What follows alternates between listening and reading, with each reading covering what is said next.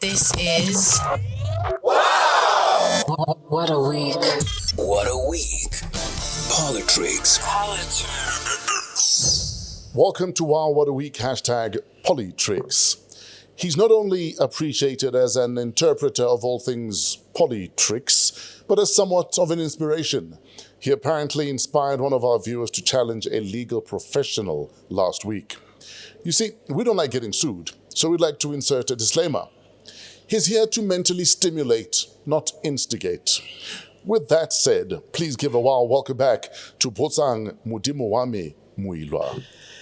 Morning, Brother Fresh, and I like the disclaimer, very comfortable. If people are going to learn or hear things on this platform, Yes, sir. and they have legal challenges with that, they should not make reference to us. They should just use it wise. Yeah, they can say but Botsang said. Yes. No, they shouldn't do that. Brother, let's get straight into it. The AG's report. What are your thoughts on that? Damning once more, and even the previous AG, came with a report on the first leg of the administration of President Ramaphosa. Yes. To say, actually, it's shocking that the government of the day that was supposed to be seen as a crime fighting, crime busting, and an anti-corruption process, especially after being led by the Zondo Commission, they had a platform. It's found by the Auditor General of the Republic for the second time to be the worst performing maladministration, wastage of state resources. And the AG has said 22 billion rands have been wasted and unaccounted for in the current administration, and the levels of corruption are going up. The positive light of it, she said some provinces are improving, are starting to show the signs of improvement, in comparison with the last financial year's reports. But again, in general, the state of financial management and administration in the public service, it is said to be in its worst state, and under this difficult economy. And again, this is what we always talk about, the lack of consequences and prosecutions and charges or whatever in people wasting state resources. I think that's where the problem lies. I mean, you can't year in, year out have senior public officials who are qualified like DGs, CEOs, and ministers, and everybody else doing wrong things. They get promoted, they get moved around, and none of them is held accountable or can pay for wastage of resources. And why are we sitting with, senior public officials who are supposed to be experts in their field of work, not doing what is prescribed? First, the nice thing about the public service is there's prescriptions. The rules are there, the regulations are there. All that a person has to do is to follow rules and regulations. And if you are in doubt, you can always approach the Treasury, you can also approach the tax authorities or the legal authorities. You can ask for direction and help. Sure. But I don't understand why are they not following the book. And I think it's worsened by the situation of, for example, shockingly, after the AG issues the report, the presidency announces that the review of the ministers. Or the appraisals. The appraisals, yes. That is going to be held in secret. He's not going to publicize that. My question is this. Why would the president stand up in parliament and tell us that they'll be reviewing the performances of the ministers if you're going to then keep the performances a secret? Exactly. Why involve us then? Actually, why would they keep them secret when those people are public servants? They are employed by me and you. Getting paid via our taxes. Despite even the taxes, they are doing work for the public, for the nation. Why wouldn't you report back to the nation that how did you perform, where did you And I think he is worsening the situation by hiding how these ministers performed. The DA on the side and the media, I think one of the newspapers runs that review. I think it's the Mail and Guardian. It runs that review of performance of ministers every year. Oh, the report card, yes. Yes, that report card. And the DA will take advantage of that. But it is also not fair and just for us not to know that the principal has hired people or plays them, he's paying them. Now we want to know how they performed. And I think political parties and actually people in the know, they must challenge the president to release the assessment reports of the cabinet members. More so that he actually took us in his confidence and said, I'm going to start assessing these people. Absolutely, I agree with you. So you must finish the job. You started it, so finish it. President Ramaphosa must finish the job and tell us how they performed. Because he said he's going to run an administration with consequences where people who don't deliver, there'll be consequences to follow, there'll be outcomes where they are praised. Let's praise them, those who do well. It's also not fair for ministers who are probably doing well. We want to clap hands for them. We want to give them courage. We want to say, can we help you more to perform better? We are not looking at it negatively only. Sure. We want to know which one, so that the others can learn from others. If you have a minister, I think one of the ministers that will get, nice green scores, it could be Minister Aaron Motsoaledi of Home Affairs. He has been pushing. But now the other ministers, if they can go to their cabinet colleague and say, how did you do this? Can we work together? But now hiding what we are supposed to know as a public, now I think he should be challenged on that. But also, the presidency announced on X that no one implicated in the Zondo Commission should be spared. Exactly. But it's the same person saying, but I'm going to spare my ministers the embarrassment of having the appraisals done in public. It doesn't make sense. And actually, starting from himself, he's implicated in the Zondo Commission. So I don't know how is the president going to handle that one, because there were implications. Brian Molefe went there, and who's the other guy who was the CEO of PRASA, the previous CEO, Lucky Montana, they implicated the president. So if there is proper justice and process and investigation that is going to follow now, I don't know why did it delay the Zondo Commission. It must be across the board and with everybody. Sure. It can't be selective to say that one was mentioned and the other one will left out. So let it be for everybody, and let it be, as much as the Zondo Commission was public, it was happening on cameras in front of everybody. Let the outcome and the investigation of that be open for public scrutiny. Sure. And then we will say it was a fair and just process. Speaking of fair and just, former Chief Justice Mogoeng has hit out at President Ramaphosa, saying that he undermined former Public Protector Busisiwe Mkhwebane regarding the CR17 campaign funding and her department looking into that. Yeah, people are saying it's unfortunate that Chief Justice Mogoeng is saying this after retirement, but you would understand that when he was in office, he couldn't do that because he knew the line. He knew the line, so he taught the line. So I think it was in a breakfast seminar that happened, and he was, look, that is very damning. I read the entire speech. I listened to him as well. There's quite a number of things that a Chief Justice or the former Chief Justice Mogoeng mentioned.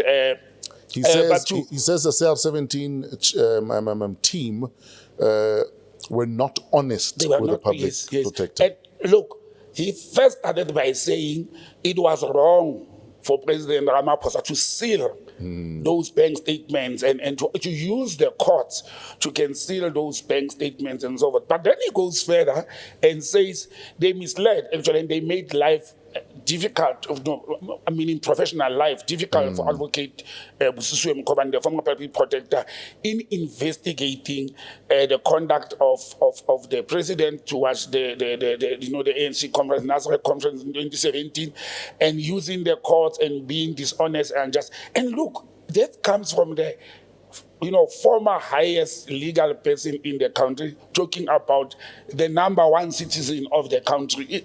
Fresh, for me, it shows how much this country is in tatters. Where, and I've been saying, abuse of power, abuse of courts, and sitting in a situation whereby the president, yes, he has rights. And I always tell people, we all have rights. But when you occupy some positions, and in capacities like, the president as the head of state, his rights are not subjected. His normal human rights, they are okay like me and you. Sure. But there's an oath of office that you take. There's a manner that is expected you should conduct yourself in occupying that office without interfering with your personal rights. And once there's donors and funders to your campaign as the president, and I agree with Justice Mogoeng, there's no free lunch in South Africa. Anywhere else in the world, when donors come and fund you fresh because you are going to be occupying a highest office of the land next year, what do they want? Why will they give you billions? Not millions, billions of rands. Thank you, Mr. Ramaphosa, we want you to be the president. And that's why we are seeing the resistance of the government in dealing with these donors and private companies that donated. Look at the whole link of some of the alleged donors towards the sales. And I'll use the word alleged because the papers are sealed. Yes. They are purported or they are alleged to be bankers and financial institutions. And now we are supposed to be dealing with banks and financial institutions that colluded to do that, to devaluate the rand. We can't, because they funded the president, they funded the conference of the ruling party, and the courts, they also funded the courts for the courts not to allow the public protector to proceed with her job. But Justice Mogoeng goes even further. And, by the way, he finally mentioned that when he was offered 600 million to revamp the courts, why he refused, because he's saying he refused that donation as the Chief Justice, because why would a private company fund the refurbishing and rehabilitation of courts? It means they want to influence and to capture the courts. They're lobbying. Exactly. And so those are some of the things. I don't know whether it was, not in hindsight of the president and the leaders of the political parties to see this thing when it's coming. What are the so-called donors doing? And Fresh, even under the current regulation that political parties must declare they are donors. What if they give it to you in a suitcase, in cash, or in a mattress, or in a sofa? How are you going to declare that one? So it's a challenge that we are faced with as a nation. But politics all over the world are run by money. Conglomerates run politics. They decide who becomes the president. They decide how should the president and ministers conduct themselves in order to protect their interests, especially the business interests. Sure. Now, speaking of the rand and money in bags, there's been a bit of a back and forth between Minister Ntshavheni from the presidency yes. and Business Unity South Africa CEO Busisiwe Mavuso. Yes. What are your thoughts on this back and forth? Look, first, the spat is very bad. Yeah. It is really, really bad. But one of the few occasions I will agree with Busisiwe Mavuso is to say to Minister Ntshavheni, you cannot blame business where you are failing. Sure. Where they are failing to do their part, they cannot blame business. There I will agree with her. But the truth of the matter is, I don't think business will sabotage government to collapse the government. Because it's to their own detriment. It's to their own detriment. It don't make business sense. Yeah. Why do you want to collapse something that is supposed to regulate? For example, if you collapse the government and there's mutiny and the soldiers and police are all over the street, your business will never be protected. So that was not a fair statement from Madam Ntshavheni to say business is colluding to collapse the government. Business will collude not to collapse, but to control and influence the government. I think that's what she should have said. They want to control the government to their benefit. They want to control the state-owned enterprise. They are business people. If we dismantle Eskom, business people will invest and take over Eskom, increase the price to 20 times. They make profit. They are in the business of making profit. They are in the business of maximizing their profits. And if government is sleeping or sitting on their laurels and not doing what they're supposed to do to manage the business will take over the government. And that's the intention, that's what they want to do. And I think where Ms. Mavuso missed it is not to stand up and rebuke or, call a spade, to say the banks were wrong. Yes. To collude against the foreign currency. Why didn't she say that? Why is she silent about that part? But it's not only the banks and the rent. It also has to do with what I spoke about last week. Transnet situation. The private sector and business wants to take over Transnet because they claim government is failing Transnet. But government is not also doing itself justice. By at least do the right thing so that when you call business for help, you don't call business to rescue you. You call business in to work with you. For a partnership. Exactly. And I think that's where it was a bit confusing for me when Minister Nchabeni made the utterances that she did. Because President Ramaphosa met with 100 CEOs just the other day from the private sector. Absolutely.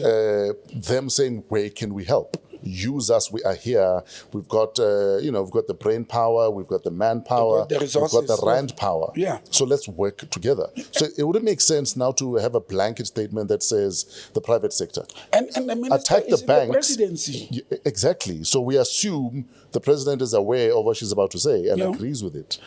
Look, like I said, it's very confusing. You say the one hand says this, another hand says this, and we know that the relationship between one, the ruling party in South Africa, two, the government of the Republic of South Africa has entered into hundreds, if not thousands, of triple Ps, the private-public partnership on various projects that the government had worked on. And to say they want to sabotage, somebody will only sabotage you if you allow them space into your house and you are not watching them. You are not watching their conduct, their behavior, you are not regulating them, you are not enforcing the laws. Because when we have a relationship and a business relationship, there will be rules and regulations that guide our relationship.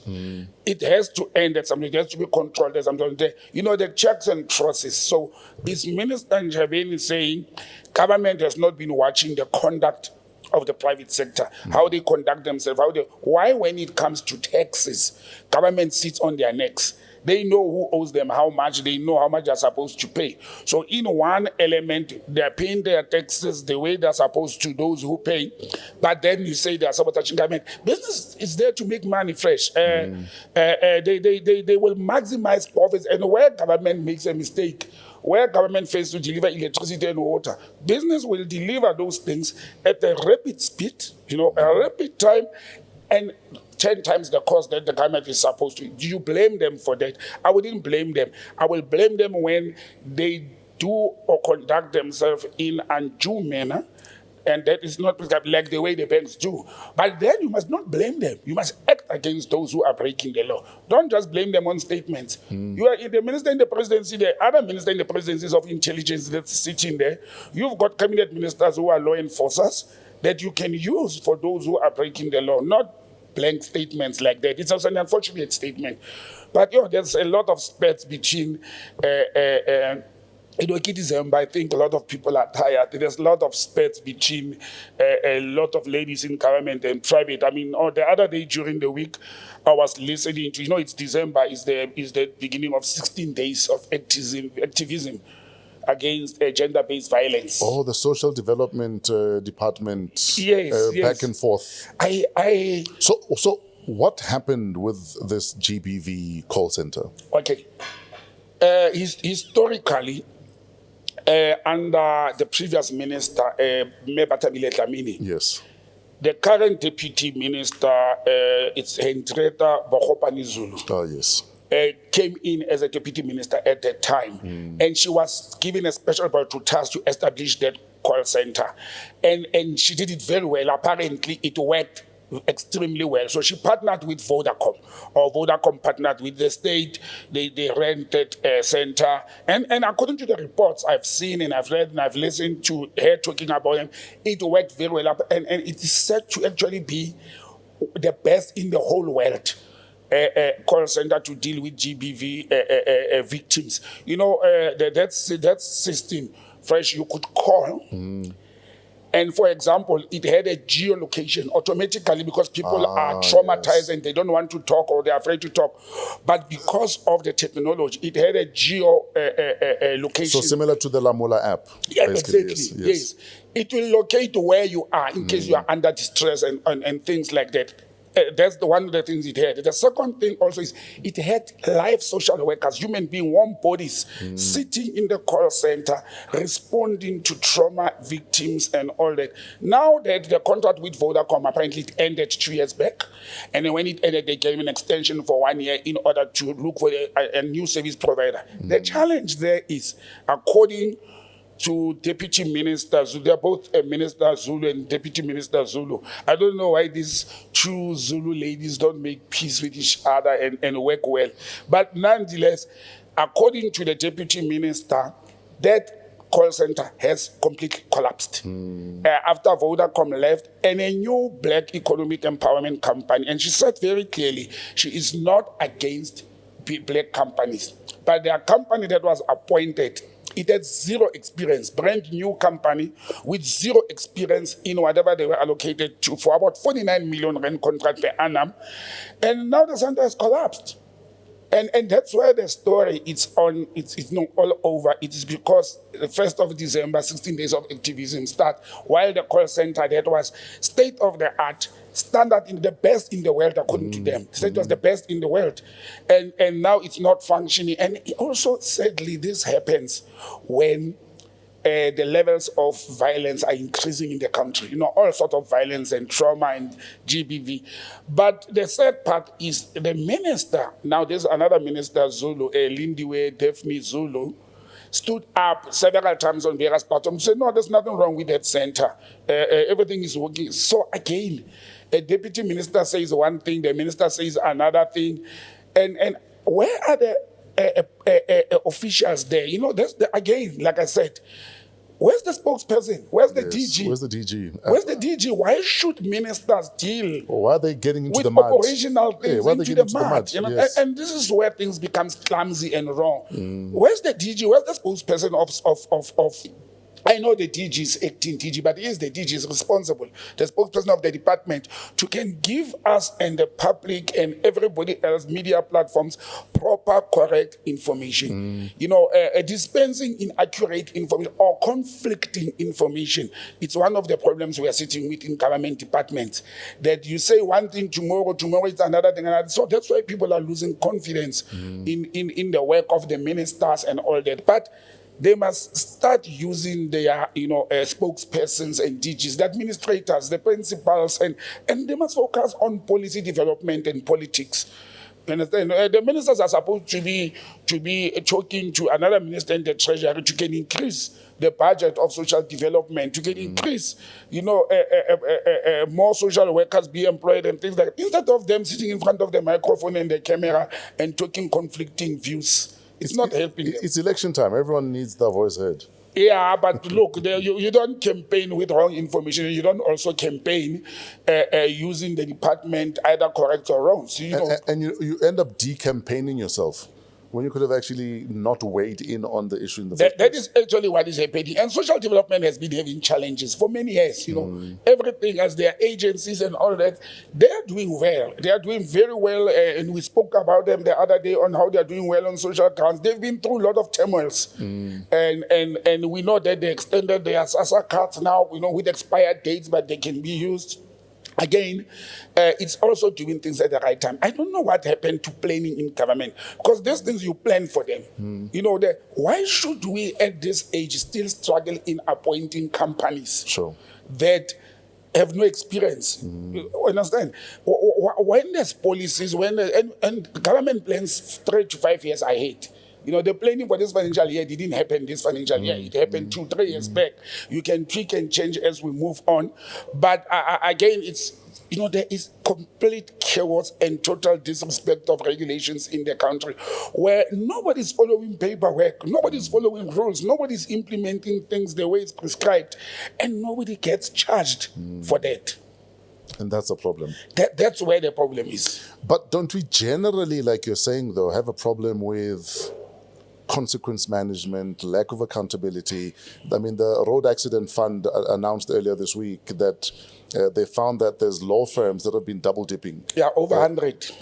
Over 100 law firms that I think have had to give back over R500 million. Why is no one in jail? Why are you allowed to return the money and that's the only consequence? Exactly. And this thing of the road accident fund, it started, yes, there's been complaints about that. It's been going on. I have a family member that was involved in an accident years back, and you know the person got only 17,000. Then I managed to go and check years after when the damage that the total amount that was paid in respect of that person was over 300,000. Only got 17, not even half, 17,000. The rest went to the and law over firm. 200,000. The rest went into the law firms, and this is where. And I don't want to. And then we complain when the RAF say we're going to deal with people directly now. Exactly. And let me tell you what I liked, what Collins Letwalo did when he moved in there. And I must put a disclaimer that I'm not talking about transport issues. I'm talking about what is in the public space. Yes. What Collins Letwalo once said when he moved there, to say, when you look at these law firms, Fresh, they are actually being paid for doing administrative work. Exactly. And because you don't go to court when you are injured, you go to a hospital. Now Collins came with a concept and said, I would rather go and hire 500 youth and train them as administrators, train them to process, because all they need to do is to process the claim. The rules are there, the prescripts are there. If you are in the hospital, the medical records are there, doctors, experts records are there. That informs the cost of a hospital claim or a lifetime trauma or injuries. Why should you need a lawyer to go and do a claim? And that lawyer goes with more than half of what they have claimed from the RAF. You understand? I think it's unjust. I think it's unjust for these law firms to conduct themselves in that manner. But secondly, I think all those firms that robbed the public and the victims of road accidents, as well as the agency, because they didn't only rob the victims, they also robbed the government agency. They must be brought to book. If I was sitting in that position, I will actually report those law firms, number one, to the Law Society, to be removed from the role and all that. I think some have been removed from the role already. Two, I will lay criminal charges against them so that they must face prosecution. Even if they can bring back all that money. It's fraud. It's fraud. You must go to jail. You must go to jail because you stole 1 billion 5 years back. You had it for 5 years and you want to bring back as 1 billion. What about the interest? Exactly. What about the interest? Exactly. If that money was sitting in the coffers of the road accident fund, it would have generated interest. And these are the challenges that, guys, one day somebody must stand up, and I'm going to do mine this coming week. Go to the police station, lay a charge against a CEO of a company, the president, the minister, and what, and they must be arrested, follow up the case. We know that a lot of political parties has been opening cases during election time. But nothing happens. And that's what we should also check, why nothing happens when criminal charges are being laid. Guys, before we let Botsang go, we've got a question. What do Botsang Moiloa and General Bantu Holomisa have in common? Well, apart from the extensive military training and the ability to assemble an AK-47 blindfolded. This past week, they both wrote letters to Parliament. Tell us about your letters, Botsang. What's going on? They're not love letters. I know that for a fact. No, they were not love letters. Let me first start with General Holomisa. And by the way, we've got a lot of things in common. You know, we are uncorruptible. And I've said before on this platform, the first time I was exposed to military training of APLA, it was through Bantu Holomisa. Yes. We don't belong to the same political parties. He's the president of the UDM. But look, Bantu Holomisa has been one of the best. I think turn the mic towards you. MPs. Is it working much better now? Yeah. One of the best member of parliaments we have ever had. Sure. He's fearless. He raises issues. He takes politicians up. He takes the ruling party and everybody else up. And I think it's for the love he has for the country. He is generally a person who respects processes and he exposes a lot of corruption. So what he did this week, there is a report that has been on the social media that is supposedly a draft report that was leaked, and it is alleged that it was compiled by the former Inspector General of the State Security Agency. So imagine, Fresh, again with the challenges we have in this country, a 54-page report gets leaked draft that is, containing damning information about the judiciary and how the judiciary is captured. It mentions even names of at least 6 judges. You are lying. That are involved in corruption, that were paid, that received monies. Now, it's an allegation. Well, I saw the pages of the report. Yes. And it's on social media. It started as clips, you know. But now General Nomisa wrote to the Joint Committee on what do they call, on Correctional Services and Justice in Parliament to say they should do something about it, either to call back in the resign. Remember, he resigned with immediate effect a few weeks ago, the Inspector General, yes, and or talk to the current acting Inspector General of Intelligence to say, guys, we cannot just keep quiet when this thing can damage the image of the judiciary, both domestically and internationally. And I think General Holomisa is doing the right thing to say it may be allegation, it may be, lies, it may be a draft, but let us make sure that either it's a lie, if it's the truth, let us investigate. We can't just leave such a thing lying around and it's leaking and information is going out. But this is so important that there's been worry and talks about the capture of the judiciary in South Africa. There's been allegations after allegations since the time of Chief Justice Mogoeng, as we spoke earlier on, that he declined monies to can upgrade the court. And now there's this damning report. And I don't think political office bearers should take it light that there's such an allegation. They can investigate to make sure that if it's a lie, it's a lie. Then we bury it and we come with closing remarks. But if there is indeed the truth to the fact that some judiciary are on payrolls of private people and politicians, then we have a very serious problem. We are not safe as a nation. We just had one of our legal heads in South Africa being appointed to the International Criminal Court, the very first black South African to be appointed to the Criminal Court. Now, and he's young. Very young, Botswana guy. And suddenly now the judiciary's names are being mentioned. Very senior. I'm not at liberty or to can talk about the names mentioned there. People can go and look for that report. But I support General Holomisa in that move. Sure. But I didn't get myself involved in that one. What I wrote... So you wrote a letter to Parliament. Yeah, okay. So how does it work when you write a letter to Parliament? Do you sit and write a letter, or is it an email and send all? Yeah, okay. And then is there an email address all@parliament.com? How does it work? No. This is completely different. Actually, this is not just a letter. Okay, I sat and I compiled a letter. Okay. And it's not just a love letter. I call it a demand for action from members of Parliament, okay?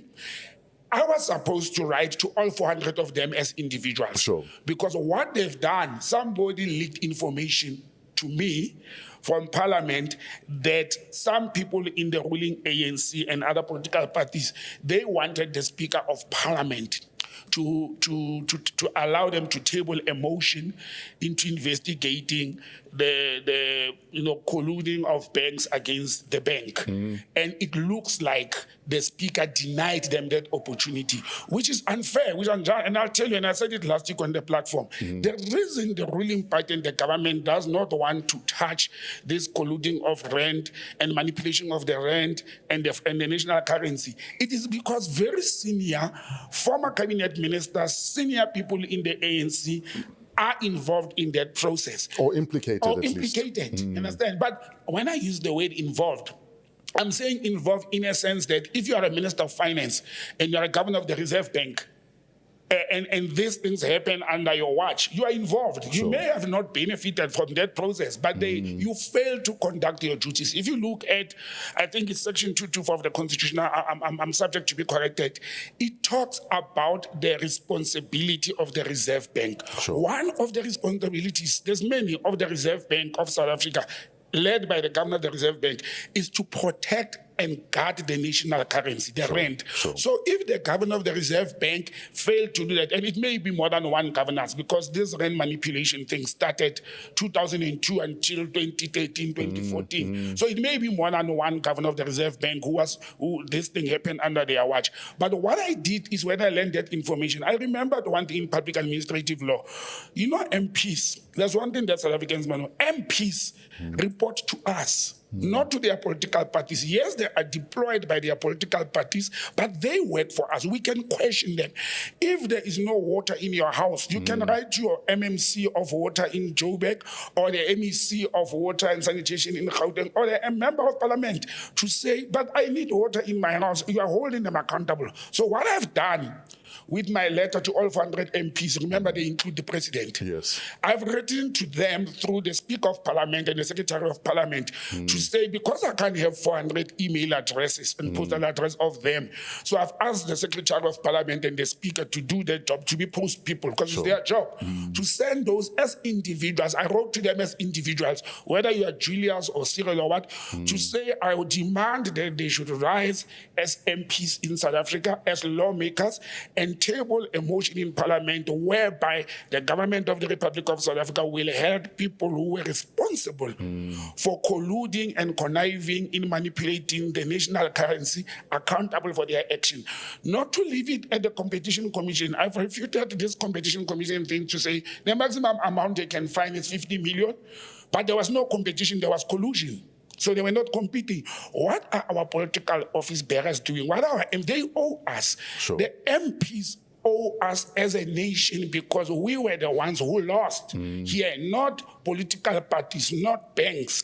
So they need to stand up and hold those people accountable. And look, they will have to act. According to the law, they will have to act. They will have to respond to me. They will have to act. Parallel to that, the coming week, Monday or Tuesday, I don't want to announce which exact day, I'm going to go and open the case. I'm just gathering the facts. I'm going to open a criminal charge against those who have already come out and accepted and apologized and paid. Why don't we open a case and let them charge? Even if they say we are sorry, we accept. But I'm going to open. I, as Botsang Moiloa, the citizen of South Africa, a resident of this country, I'm going to open a criminal case against those banks that are being mentioned, against whoever was the governor of the Reserve Bank, and going to mention the minister as interested parties in this. Let them come and answer. I'm holding them accountable. Somebody must stand up. We cannot continue as a nation to sit down and say the government must do this, the government must do this. What are we doing? I'm standing up as a citizen. But why are you doing the DA's work? No, the DA work. You know what? DA will only do it if it's the ANC that is in the wrong. But DA won't do this one because DA is being funded by those banks. DA is literally. Why do you think DA is quiet about this whole thing? The biggest noisemakers of this country that are anti-corruption are quiet about the whole thing. Where is Ian Hazen? Why unlawfully Katie, John, and then so that we can get these people? John Steenhuisen must help me to open the gates of prisons to can lock up his white-collar criminals, not white people. You know, these white-collar criminals must open the gate. So now Steenhuisen has got the letter as well because he's a member of parliament. He's got a letter from me and I'm challenging him. Julius Malema, the EFF, they always chant and talk about anti-corruption and white capital is corrupting the country. It's time that Julius and Freud and Steenhuisen and everybody else in that parliament to stand up and rally behind my letter. We get these people be arrested, be prosecuted and jailed. Then we'll also let them withdraw the licenses or suspend them in the meantime.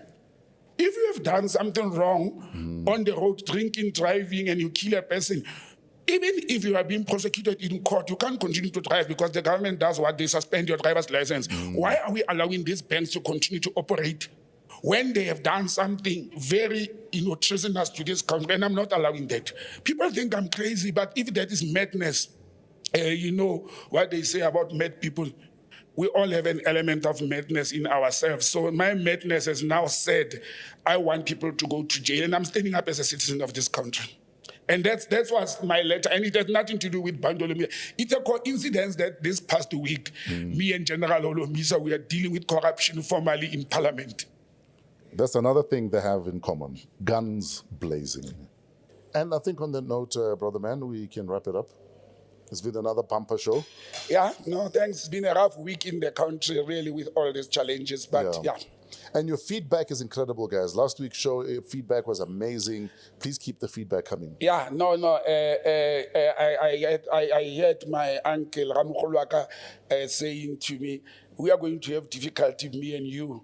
in beating last week's show. I watched it 3 times, by the way. And No, last week's show was incredible. It was a fire show. And the feedback Yes. with the people on online, and thank you very much to them.